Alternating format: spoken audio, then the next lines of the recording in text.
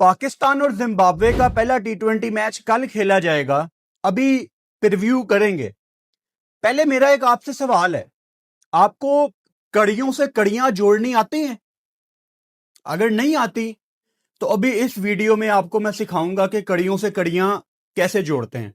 2007 में Pakistan south Africa का match हो रहा था सेंचुरियन में। शाहिद अफरीदी, पाकिस्तान के लेजेंडरी प्लेयर, आउट होके बाहर जाते हैं और एक फैन उनको कुछ कह देता है। शाहिद अफरीदी को गुस्सा आता है। शाहिद अफरीदी अपना बल्ला उस फैन की तरफ करते हैं और अपने गुस्से का इजहार करते हैं। मैच रेफरी ने यह बात इतनी ज्यादा नोट नहीं की, लेकिन उस टाइम जो आईसीसी का सीईओ था वो एक गोरा था जिसका नाम था मेलकम स्पीड। उन्होंने इंटरफेयर किया और शाहिद अफरीदी को 4 मैचों के लिए बैन कर दिया कि यह क्या तरीकाकार है कि आप एक फैन की तरफ बल्ला कर रहे हैं। इंपॉर्टेंट यह है कि मैच रेफरी ने यह मामला रफा दफा कर दिया था। इंटरफेयर किसने किया? आईसीसी के सीईओ ने। अब दूसरी एग्जांपल देता हूं। कितना फेमस वाकया है, पाकिस्तान के फॉर्मर कैप्टन सरफराज अहमद ने डरबन में साउथ अफ्रीकन फास्ट बॉलर फुलवायो को यह बोल दिया था कि अबे काले, आज क्या पढ़वा के आया अपनी अम्मी से। याद है ना आपको यह बात? इस बात के ऊपर सरफराज अहमद को कहा गया कि तुम रेसिस्ट हो, तुमने फुलवायो को काला कहा है। आईसीसी ने सरफराज अहमद को 4 मैचों के लिए बैन कर दिया। हालांकि सरफराज अहमद ने ट्विटर पे खुलेआम अपनी गलती तस्लीम की थी, लेकिन आईसीसी ने कहा नहीं, ये एंटी रेसिज्म के हमारे जो कोड ऑफ कंडक्ट हैं उनके अगेंस्ट बात है, तो हम आपको 4 मैचों के लिए बैन कर रहे हैं। ठीक है। इंडिया साउथ अफ्रीका का अभी टेस्ट मैच खत्म हुआ है कलकत्ता में। उस टेस्ट मैच के दौरान फास्ट बॉलर जसप्रीत बुमराह ने साउथ अफ्रीकन कप्तान टेम्पा बावूमा को कहा कि बोना भी तो है ये। आगे गाली भी निकाली। अब गाली नहीं मैं यहां पे निकाल सकता क्योंकि ये कोई इंडियन चैनल नहीं है। अगर इंडियन चैनल होता तो क्या फर्क पड़ता है, गाली भी मुंह से निकल जाती। कल्चर में है ना, हमारे कल्चर में नहीं है। तो जसप्रीत बुमराह ने टेम्पा बावूमा को गाली भी निकाली और उनको बोना भी कहा, छोटे कद का। लेकिन यह चीज आईसीसी में किसी ने अभी तक हाईलाइट नहीं की। इस टाइम आईसीसी का सीईओ कौन है? संजोग गुप्ता, जो कि एक इंडियन है। इस टाइम आईसीसी का चेयरमैन कौन है? जेशा, जो कि एक इंडियन है। और इसके अलावा न जाने कितने लोग आईसीसी की टॉप पोजीशंस पे बैठे हुए हैं। अगर मैच रेफरी को नहीं समझ आया कि बोने का क्या मतलब है, तो मैंने आपको शाहिद अफरीदी की एग्जांपल दी है। आईसीसी के सीईओ ने इंटरफेयर करके अफरीदी को 4 मैचों के लिए बैन कर दिया था। कौन करेगा जसप्रीत बुमराह को बैन?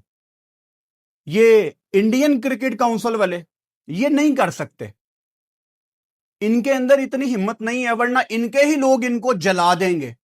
इनके ही लोग इनके घरों को आग लगा देंगे। वो जो इंडिया में तरीकाकार है ना, ये अपने लोगों पे होला हाथ रखते हैं।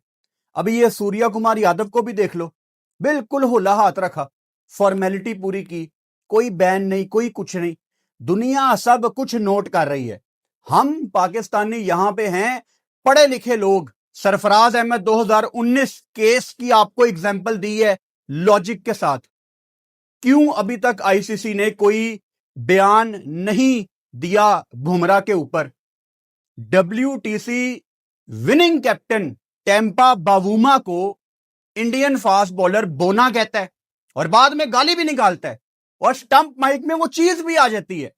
लेकिन नहीं, यहां पे कुछ नहीं होगा।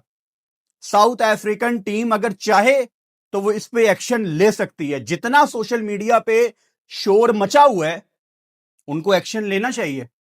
अब दूसरी तरफ आ जाओ। इन लोगों की, बीजेपी वालों की, इंडिया में रहने वाले काफी ज्यादा लोगों की, मैं सबको इसमें शामिल नहीं करता, काफी ज्यादा लोग ऐसे हैं तंग नजरी। घिन आती है मुझे इनकी सोच से, घिन, बदबू आती है मुझे इन लोगों की सोच से। कल पाकिस्तान ने emerging Asia cup rising star tournament में इंडिया को वन साइडेड मैच हराया। फेसबुक पेज पे इंडिया ने जब टॉस की पिक्चर अपलोड की तो पाकिस्तान कप्तान को क्रॉप किया हुआ था। ऑन द अदर साइड अब आपके सामने ये पाकिस्तान क्रिकेट बोर्ड का स्क्रीनशॉट है, यहां पे दोनों कप्तान हैं। तो ये करके आप किसको बेवकूफ बना रहे हो यार? वो मैंने बताया था ना कि इंडिया में रहने वाले इंडियंस को बेवकूफ बनाना आज भी दूसरा सबसे आसान काम है। पहला क्या है आप जानते हैं और आप कमेंट बॉक्स में लिख चुके होंगे कि पहला सबसे आसान काम क्या है। तो ये किसको बेवकूफ बना रहे हो? पाकिस्तान के साथ खेलना भी है, हाथ नहीं मिलाने, तस्वीरों में क्रॉप कर देना है, इंस्टाग्राम बैन कर देने हैं, यूट्यूब बैन, मतलब किसको खुश कर रहे हो? और कितने बेवकूफ है लोग इंडिया में जिनको नजर नहीं आता।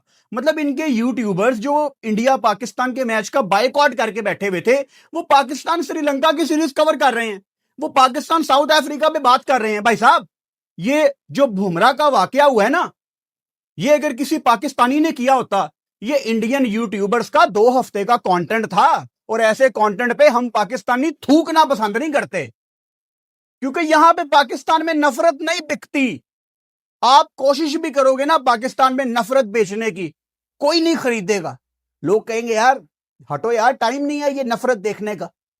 लेकिन इंडिया में आप एक कैप्शन लिख दो 1 सेकंड के लिए, पाकिस्तान, भाई साहब 20,000 व्यू तो मजाक मजाक में ही आ जाता है।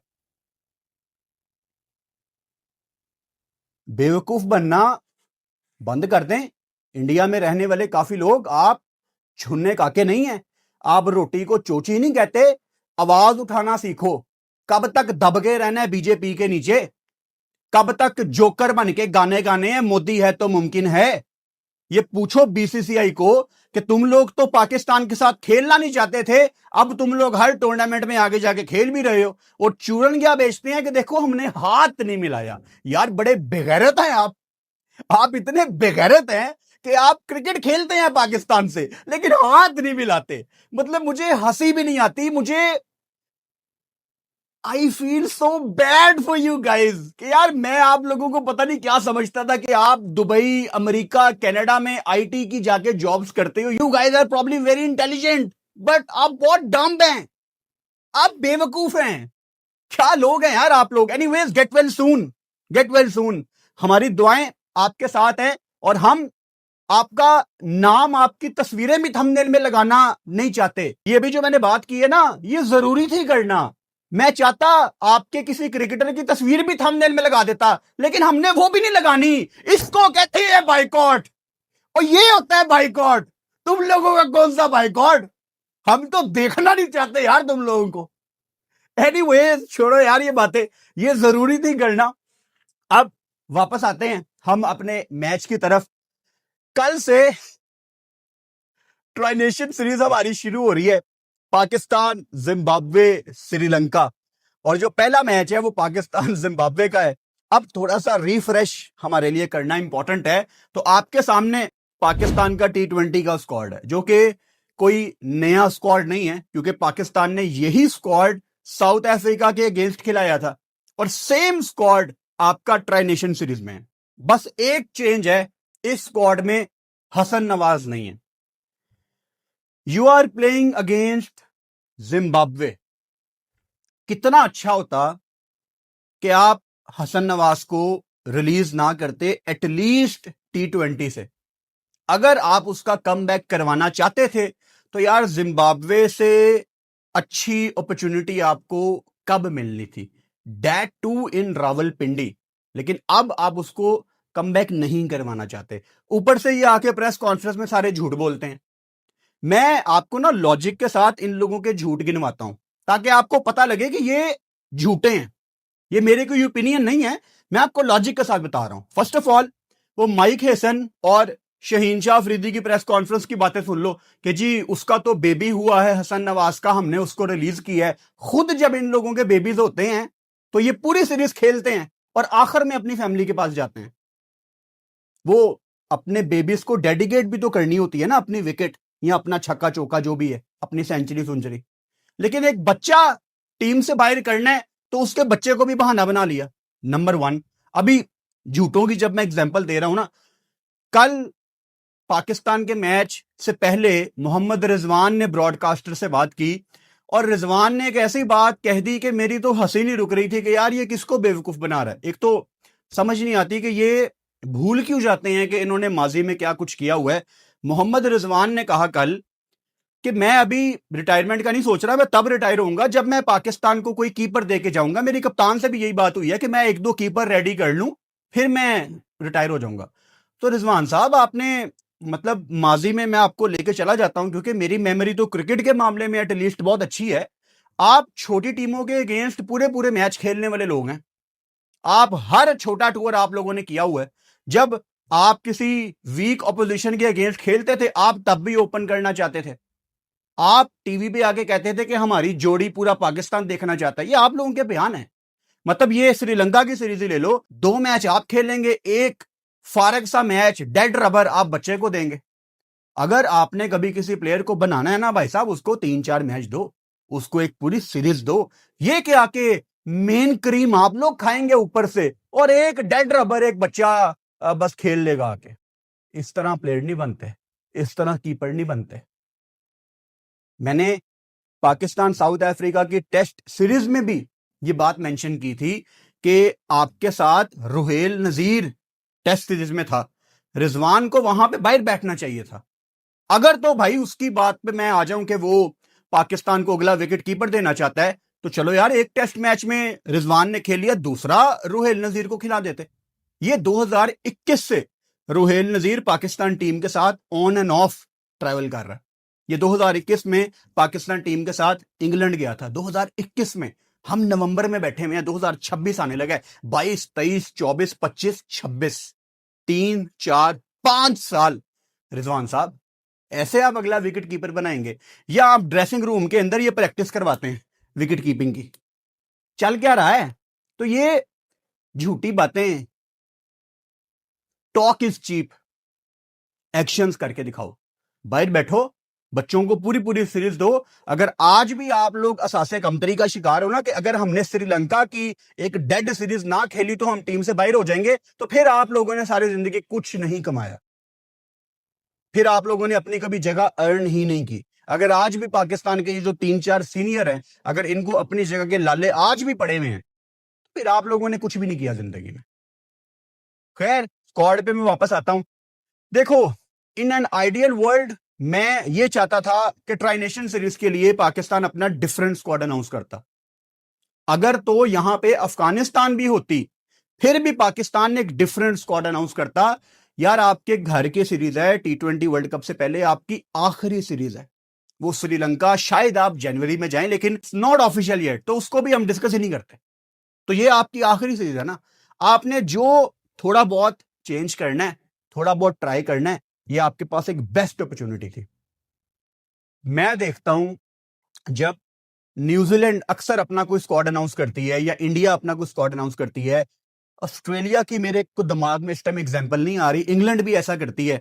उनकी जो घर की सीरीज होती है ना, वो 20 लड़कों का स्क्वाड अनाउंस कर देते हैं और लड़कों के नाम के आगे ना स्टार लगे होते हैं कि ये जो जिनके आगे स्टार है, ये सिर्फ पहले 2 मैचों के लिए हैं, बाकी सारे बाकी मैच खेलेंगे। समझ रहे हो ना? आप भी ऐसा कर देते। आप डालते यहां पे नए बच्चों को। हसन नवाज टीम से बाहर है यार। मोहम्मद हारिस को आपने बनाने की कोशिश की, एक हाई इंटेंसिटी टूर्नामेंट के बाद आपने बाहर निकाल दिया। Now we are back to Usman Khan, जो कि एक प्रूवन फेलियर है। तो मतलब टीम नहीं हम बना रहे, ये मुझे पता है। अब अगेन ये जो सारी तैयारियां हो रही हैं, ये T20 वर्ल्ड कप की हो रही हैं। T20 वर्ल्ड कप आपका श्रीलंका में आपने सारे मैच खेलने हैं। इंडिया श्रीलंका होस्ट कर रहे हैं ये T20 वर्ल्ड कप।